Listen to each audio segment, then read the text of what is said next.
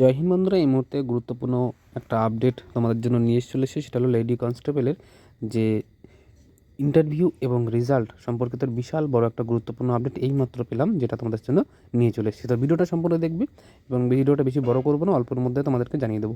তো যাই হোক, চ্যানেলে নতুন হলে চ্যানেলটা সাবস্ক্রাইব করবে। আর চলো আমরা বিষয়টা আলোচনা করি। তো বন্ধুরা, তোমাদের পরীক্ষা হয়ে গেছে।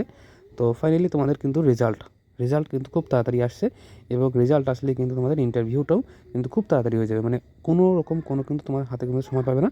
তো যারা মোটামুটি আমাদের যে কাট অফটা ক্লিয়ার করেছো, ওইটা কাট অফটা যদি ক্লিয়ার করে থাকো, তাহলে তোমরা ইন্টারভিউর জন্য প্রিপারেশান কিন্তু ভালো করে নিয়ে নাও। কিন্তু পরীক্ষার রেজাল্ট কিন্তু খুব তাড়াতাড়ি দিচ্ছে। তো কবে দিচ্ছে সেই রেজাল্ট, সেটাই তোমাদেরকে বলছি।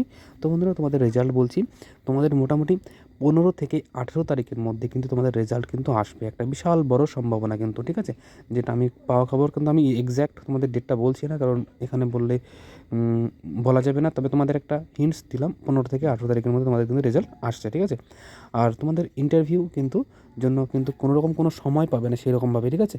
মোটামুটি ধরে নাও তোমরা মোটামুটি 3 থেকে 4 দিন কিন্তু হাতে সময় পাবে রেজাল্ট আউট হওয়ার পর, ঠিক আছে? তাহলে তোমাদের একটা ডেট বলে দিচ্ছি, 22 তারিখের পর থেকে কিন্তু তোমাদের ইন্টারভিউ কিন্তু শুরু হচ্ছে, ঠিক আছে?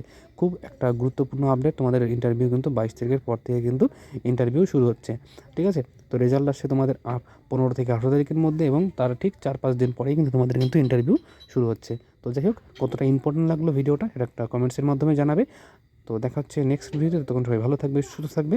জয় হিন্দ, জয় ভারত।